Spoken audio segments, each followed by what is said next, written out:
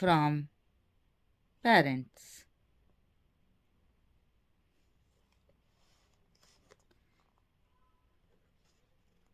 Here only mitosis, cell division take place.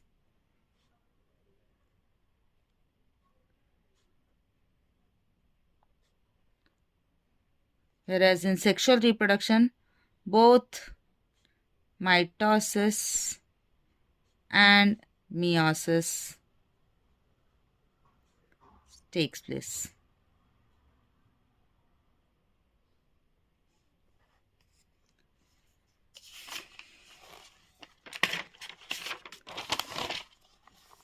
Now there are different methods of asexual reproduction. So we will discuss one by one.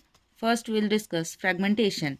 Fragmentation, the word itself indicates that the long Spirogyra gets fragmented into small pieces, and each piece give rise to the new long Spirogyra.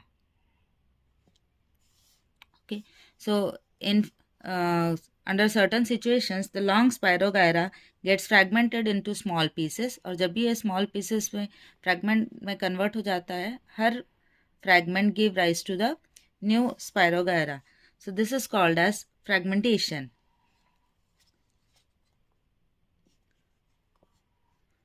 So here when parent Spirogyra breaks into small fragments, each fragment give rise to new Spirogyra.